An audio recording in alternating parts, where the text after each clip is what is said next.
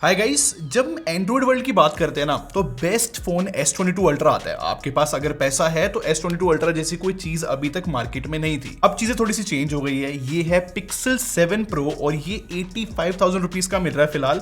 और जब ये लॉन्च हुआ था ऑफर के साथ 70,000 रुपीज में मिल रहा था।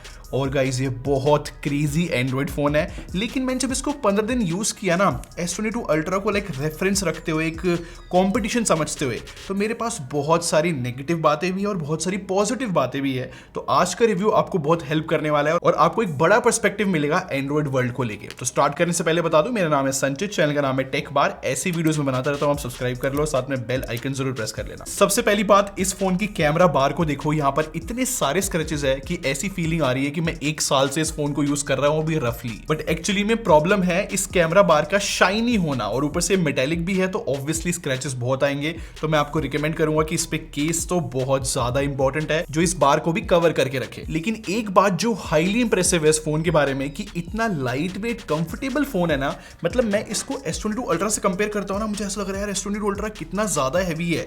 ये इसकी वेट डिस्ट्रीब्यूशन, इसमें ना फ्रंट में भी कर्व डिस्प्ले है बट वो ज्यादा कर्व नहीं है, तो इसकी वजह से जो है ना एक्सटर्नल टच नहीं आते।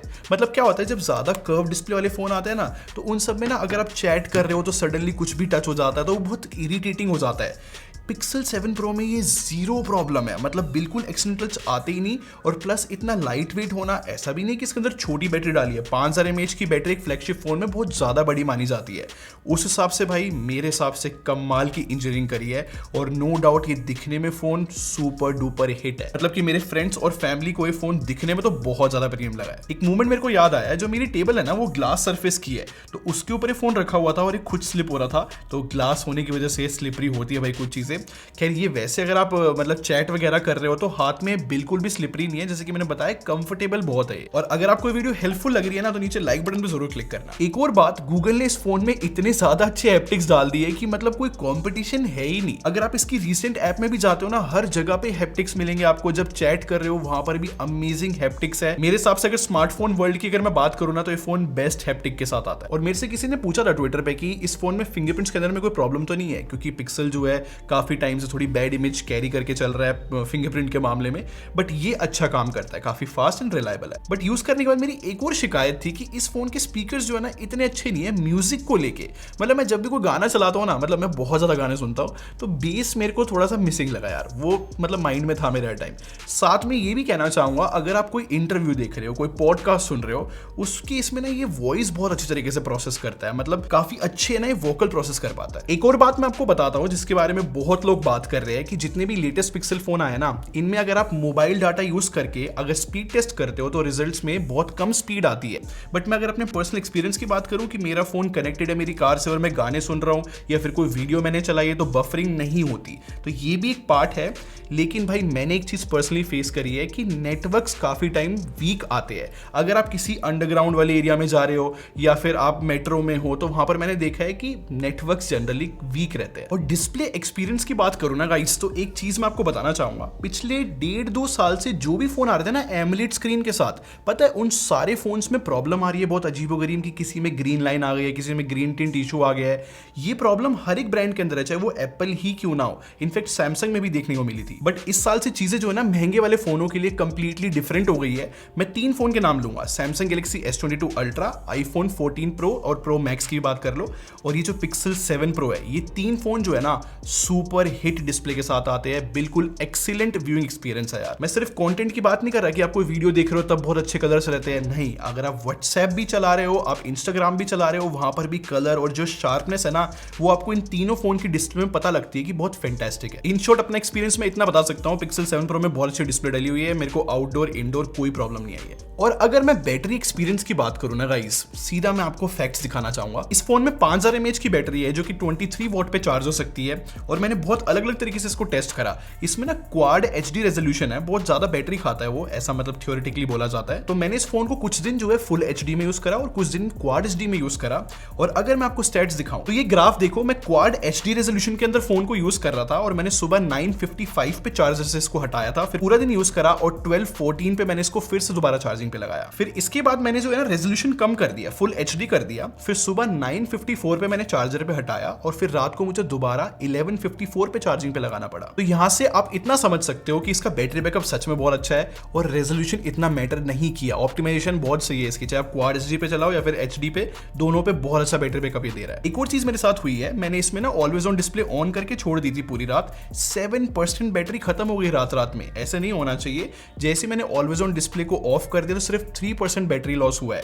तो आइडल ड्रेन इशू है इसमें अगर आप ऑलवेज ऑन डिस्प्ले को इनेबल करते हो तो। वैसे इसमें भी अजीब बात यह है कि अगर आप पूरे दिन ऑलवेज ऑन डिस्प्ले ऑन रखते हो तो उसमें फर्क नहीं पड़ता बैटरी बैकअप से, सिर्फ रात को ही पड़ता है। ऐसे एक बात मैं हक से कहना चाहूंगा, मेरे हिसाब से गूगल को बेटर चार्जिंग स्पीड्स देनी चाहिए थी, क्योंकि जो सैमसंग है वो 45 वॉट देता है। पता है इस फोन को चार्ज करने में 2 से मतलब 2 आवर्स 15 मिनट लग जाते हैं। अगर आप रात को चार्जिंग करना भूल जाते हो तो दिन में तो भाई आपको बहुत टाइम देना पड़ता है। तो ये चीज मेरे लिए इरिटेटिंग थी। सॉफ्टवेयर का एक्सपीरियंस बताने से पहले मैं आपको बताना चाहूंगा, ये OnePlus 10T है और मुझे लगता था कि इससे अच्छा सॉफ्टवेयर एक्सपीरियंस कोई फोन नहीं दे सकता।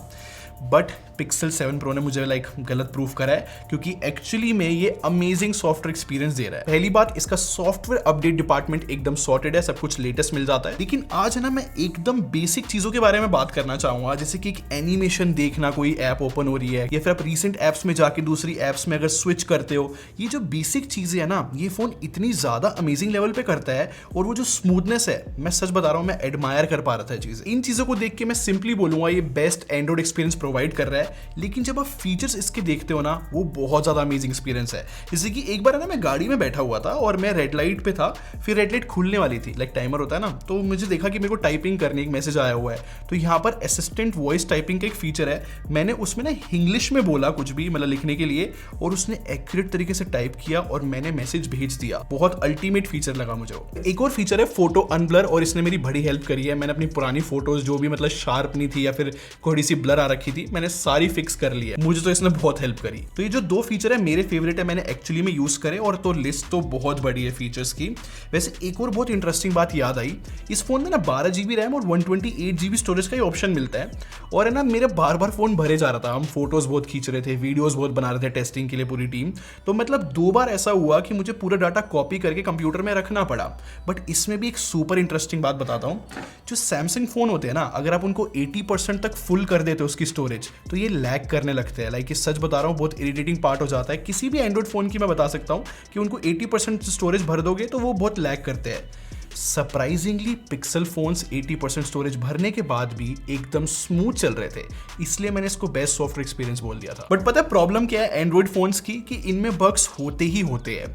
इसमें मैंने बग्स फेस करे हैं भाई, और तो एक तो मेजर था कि मैं अपना फोन नॉर्मली यूज कर रहा हूँ और उसके बाद पूरी स्क्रीन जो है फ्रीज हो गई, मुझे फोर्स रीस्टार्ट करना पड़ा, तब जाके प्रॉब्लम सॉल्व हुई। खैर अभी तक तो नहीं वापस आई है प्रॉब्लम। बाकी और भी छोटी मोटी प्रॉब्लम्स थी, जैसे कि प्रॉक्सिमिटी सेंसर चलना बंद हो गया था, एक बार मैंने फोटो खींची वो सेव नहीं हुई, ऐसी मेरे को माइनर इश्यूज और दिखे, बट वो कोई मेजर नहीं है। हर एक एंड्रॉइड फोन में यार ये प्रॉब्लम आती है, तो मुझे ऐसा कोई शिकायत नहीं है, मुझे सॉफ्टवेयर एक्सपीरियंस बिल्कुल अमेजिंग लगा है। लेकिन सबसे इंपॉर्टेंट चीज के बारे में बात करते हैं कि जो प्रोसेसर है ना, ये टेंसर G2, इसने कैसा परफॉर्म किया। अब यहाँ पर चीजें बहुत कॉम्प्लिकेटेड है। अगर मैं इस प्रोसेसर की परफॉर्मेंस या पावर की बात करूं ना, मैं बोलूंगा कि यार 85,000 रुपीज के हिसाब से हम ज्यादा एक्सपेक्ट कर रहे थे। ये जो प्रोसेसर है Exynos 2100 या फिर Snapdragon 888 के बराबर है, जो कि आज के टाइम पे 30-40 हजार रुपए के फोन में हमें मिल रहा है। लेकिन अगर आप मेरे से पूछते हो कि इतने दिन यूज करने के बाद मुझे फोन लेस पावरफुल लगा, तो मेरा आंसर सिंपली नो है। क्या है ना कि गूगल अपने ना सॉफ्टवेयर डिपार्टमेंट में इतना स्ट्रांग रहता है कि वो चीजों को कवर कर लेता है, और ये हमेशा हमने पिक्सल फोन्स में देखा है कि चाहे गूगल ने बुरा हार्डवेयर लगाया हो, बट सॉफ्टवेयर का यूज करके वो चीजों को बैलेंस कर देता है। सिमिलरली इस फोन में भी कुछ ऐसा सॉफ्टवेयर मैजिक कर रखा है कि इतना ज्यादा परफॉर्मेंस की कमी फील नहीं होती। सेकंड चीज, लोग मेरे से पूछ रहे थे क्या ये फोन हीट करता है नॉर्मल टास्क परफॉर्म करने में भी, तो मेरा जवाब है नहीं भाई, एक्चुअली मैं नहीं करता। जब भी मैं इसके अंदर सोशल मीडिया यूज कर रहा था या इतने दिन मैंने इसको यूज किया है, एटलीस्ट मेरे को इसमें हीटिंग इश्यूज फेस नहीं हुए। बट जैसे ही मैंने इसके अंदर 4G ऑन करा ना, उस टाइम पे हल्का सा स्लाइटली ये वार्म वाली साइड होने लगा था, आउटडोर यूसेज के अंदर। उसके बाद जो है मैंने इसके अंदर वीडियो रिकॉर्डिंग करी बिल्कुल डायरेक्ट सनलाइट के अंदर, तो 6 मिनट बाद एक नोटिफिकेशन तो आ गई थी कि फोन हीट कर रहा है, बट उसके 15 मिनट बाद तक भी ये डायरेक्टली रिकॉर्ड करता रहा, और फोन ऐसा नहीं है कि हीट की वजह से शट डाउन हो गया या फिर कैमरा ऐप चलनी बंद हो गई। तो मुझे एज सच कोई इतनी बड़ी प्रॉब्लम तो देखो नहीं दिखी। ठीक है, मैं आप लोगों के लिए बिल्कुल सिंपल कर देता हूं, मैं सीधा बता सकता हूं, अगर आप एक प्रोफेशनल गेमिंग करना चाहते हो या फिर आप एक हार्डकोर गेमर हो, तो उसके लिए तो भाई ये फोन बिल्कुल भी नहीं है। अगर आप एक ऐसा फोन चाहते हो जो आपको ग्रेट फंक्शनैलिटी ला कर दे और इनफ परफॉर्मेंस भी दे दे, तो मेरे को ये फोन सही लगा है परफॉर्मेंस में भी। इनफैक्ट एक बात बताऊं, इस प्रोसेसर के साथ ना ये पहला फोन है जो कि 4K 60 FPS पे वीडियो रिकॉर्डिंग के टाइम पे लेंस शिफ्ट कर पाता है। आईफोन भी नहीं करता यार। बट वैसे अगर मैं कैमरे की बात करूं जो बैक साइड में है 50+12+48 का जो ट्रिपल कैमरा सेटअप है ना, ये एक्चुअली में मैजिकल है। मैजिकल इसलिए बोला जैसे कि ये 1x फोटो देखो नाइट मोड से खींची है सिर्फ 6 सेकंड के अंदर। फिर मैंने एक और फोटो खींची 30x जूम करके, ये भी 6 सेकंड के अंदर है। फिर इसके बाद एक मोड आता है एस्ट्रो फोटोग्राफी मोड, वो 3.5 मिनट के आसपास जो है ट्राइपॉड पर रखना पड़ता है फोन को। और ये जो 30x जूम वाला शॉट है ना, ये बहुत ज्यादा इंप्रेसिव है, इसे कहते हैं सॉफ्टवेयर मैजिक। वैसे जूमिंग की बात करो तो सैमसंग S22 अल्ट्रा को कोई बीट नहीं कर सकता, ये 100x जूम कर सकता है। तो मैंने सैमसंग को ना पिक्सल 7 प्रो से कंपेयर किया है। आप फोटोज देखो, मेरे हिसाब से हाँ भाई सैमसंग में शार्पनेस ज्यादा है, बट जो पिक्सल ने AI के साथ अचीव किया है ना, वो मुझे बहुत अमेजिंग लगा। वैसे मेन कैमरे की बात करो तो बहुत अच्छी फोटोज खींच लेता है, खासकर स्किन टोन तो बहुत एक्यूरेट रहती है। और ये फोन HDR बहुत अच्छी तरीके से मैनेज करता है। स्पेसिफिकली बताऊंगा, एक ग्रेडियंट वर्ड होता है, जब एक ही फ्रेम के अंदर बहुत सारे कलर हो ना तो उसे ग्रेडियंट बोल देते हैं। तो बहुत माइनर सी डिटेल है, स्काई के अंदर जो है ना थोड़े डिफरेंट कलर्स ये फोन ला पाता है, जबकि दूसरे फोन नहीं ला पाते। वैसे पिक्सल फोन्स की आदत है कि कॉन्ट्रास्टी लुक तो जरूर लेकर आएंगे फोटोज में। एक और बात ध्यान से सुनना, इस फोन में चाहे बेस्ट ऑटो फोकस ना हो, but best tracking auto focus है। ये एग्जांपल देखो, अगर मैंने टैप करके कहीं पे फोकस लॉक कर दिया ना, फिर तो ये बिल्कुल भी नहीं छोड़ता, और बाकी फोन्स तो मतलब इतना अच्छा नहीं कर पाते। वैसे एक प्रॉब्लम हाईलाइट करना चाहूंगा, क्योंकि ये फोन वो लोग खरीदते हैं जो फोटोज को बहुत सीरियस लेते हैं। तो यहाँ पर जब भी मैंने फोटोज खींची जहां पर शेडो का एरिया ज्यादा है, तो वहां पर कलर नॉइज देखने को मिली। जैसे कि लीफ वाले एरिया में आपको रेडिश टोन दिख रहा होगा, और ये जो आप फोटो देख रहे हो उसमें ऊपर वाले एरिया में देखोगे तो ग्रीन होगा ब्लैक की जगह। तो ऐसी प्रॉब्लम मुझे जरूर नजर आई। वैसे एक और फीडबैक मैं गूगल को देना चाहूंगा, एक टाइम था कि पोर्ट्रेट मोड में ना ये पिक्सल फोन दी बेस्ट होते थे। आज के टाइम पे ये डिजिटल जूम करते हैं, इनमें शार्पनेस की कमी होती है, इनफैक्ट इनकी एज डिटेक्शन भी इतनी अच्छी नहीं होती। इनफैक्ट पोर्ट्रेट मोड को जब मैंने कॉम्पिटिशन से कंपेयर किया ना, तो कभी इसमें ओवर शार्पनेस दिख रही थी, तो कभी जो है कुछ ना तो कुछ दिक्कत रहती है यार। पोर्ट्रेट मोड मच बेटर किया जा सकता है। चलो अब आगे चलते हैं, बाकी लेंसेज की बात करते हैं। वैसे एक बात कहनी पड़ेगी, कंसिस्टेंसी बहुत है कलर्स के अंदर, आप किसी भी लेंस से फोटो खींचोगे तो। और अल्ट्रा वाइड जो बहुत सही फोटोज खींच लेता है, कॉर्नर शार्पनेस उसमें ज्यादातर रहती है। और जो मैक्रो मोड है ना, वो भी बहुत अच्छी फोटोज खींच लेता है, और वहां से भी आप अच्छे कलर्स और अच्छे आउटपुट ले सकते हो। इनफैक्ट एक और चीज मैंने नोटिस करी कि 2x से लेके 5x के बीच में अगर आप फोटोज खींचते हो तो बहुत अच्छे रिजल्ट्स आ रहे हैं यार। वैसे अगर मैं स्पेसिफिकली 5x जूम लेंस की बात करूं ना, तो मैंने स्क्विरल की फोटो खींची, मेरे को यहाँ पे फील हुआ कि फोटो तो ठीक है, बट शार्पनेस थोड़ी सी और बेटर हो सकती थी। और अगर मैं सेल्फीज की बात करूं ना, तो भाई फोटोज तो बहुत अच्छी आती है, चाहे वो डायनेमिक रेंज हो वो बहुत अच्छी है, शार्पनेस, स्किन टोन सब कुछ बहुत अच्छा आता है, मेरे को कोई दिक्कत नहीं है। वाइड भी बहुत ज्यादा है जो फ्रंट कैमरा है, लेकिन जो फोकस पॉइंट है ना काफी पीछे की तरफ सेट हो रखा है। तो मेरे को कई बार देखा है कि जब पास से मैंने सेल्फी खींची तो हम ब्लर आते हैं, लेकिन ठीक है मेरे को आदत पड़ गई, मैंने पूरा हाथ स्ट्रेच करके फोटो खींची फिर। और नाइट मोड की बात करूं ना, तो बिल्कुल अच्छा काम करता है, बिल्कुल राइट अमाउंट की ब्राइटनेस रहती है, शार्पनेस भी और डिटेल भी रहती है शॉट्स में। पर एक बहुत अच्छी बात बताऊं, इस फोन को ना हेट है स्ट्रीट लाइट से, क्योंकि मैंने जितनी भी फोटोज खींची है ना, देखना स्ट्रीट लाइट पे कितना ज्यादा फ्लेयर आ रहा है। स्पेसिफिकली बताऊं तो रेड कलर का फ्लेयर होता है, और ये प्रॉब्लम सिर्फ मेन लेंस के अंदर है। अल्ट्रा वाइड में शिफ्ट होके ऐसा कोई रेड कलर का फ्लेयर नहीं आ रहा है। देखो मुझे क्लियर नहीं है कि ये सॉफ्टवेयर बग है, फिर लेंस में कोटिंग की कमी है, कोई और प्रॉब्लम है, तो इस चीज में तो इंप्रूवमेंट होनी चाहिए। और गाइस टेंशन मत लेना है, जितनी मैंने प्रॉब्लम बताई ना सुपर डुपर टेक्निकल है, इन चीजों पे इंप्रूवमेंट हो गया तो अच्छा ही है। वैसे बता रहा हूँ ये फोन दी बेस्ट फोटोज खींच पाता है, बहुत ज्यादा केपेबल सेटअप है। और अब बात कर लेते हैं वीडियो की। अब यहाँ पर मैंने बहुत सारी वीडियोस इसके अंदर कैप्चर करी है। एक बात कहनी पड़ेगी कि पिक्सल फोन्स ने इंप्रूव किया है वीडियो के अंदर, जनरली इतने अच्छे नहीं होते थे वीडियो में। जैसे कि यहाँ पर आप नॉर्मल डे लाइट कंडीशन में शूट करोगे तो काफी अच्छे रिजल्ट्स आ जाते हैं, स्टेबलाइजेशन भी मेरे को सही लगी है। बट जैसे कि मैंने कहा पिक्सल्स जो है अपनी वीडियो के लिए नहीं जाने जाते, तो जैसी चैलेंजिंग सिचुएशन आती है ना, स्पेसिफिकली जैसी शेडो वाला एरिया आ जाता है, वहां पर सॉफ्टनेस और नॉइज दिखने लग जाती है। और अगर मैं पोर्ट्रेट वीडियो की बात करूँ ना, जिसको गूगल सिनेमैटिक ब्लर कह रहा है, मैं बोलूंगा कि यार यहाँ पर बहुत ज्यादा इंप्रूवमेंट का स्कोप है।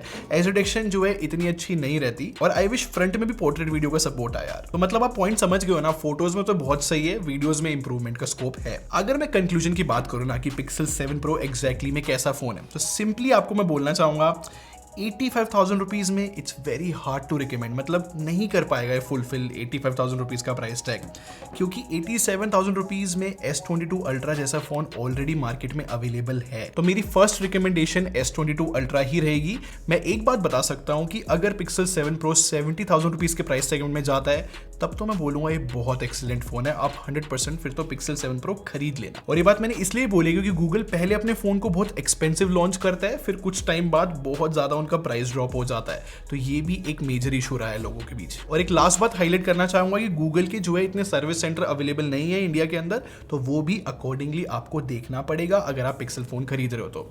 खैर, आपने सारी बातें सुन ली है, मैंने बहुत टेक्निकल चीजें भी टच करी है। क्या सोचते हो आप पिक्सल 7 प्रो के बारे में? आप मुझे कमेंट सेक्शन में बताओ। क्या आप मेरे से एग्री करते हो? मुझे जरूर बताना। खैर, आपको ये वीडियो हेल्पफुल लगी हो तो आप सब्सक्राइब करके हमारे टेक बार आर्मी को ज्वाइन कर लो। हम लोग क्वालिटी में बिलीव रखते हैं। अगले मिलते हैं। Thanks for watching. Bye bye guys.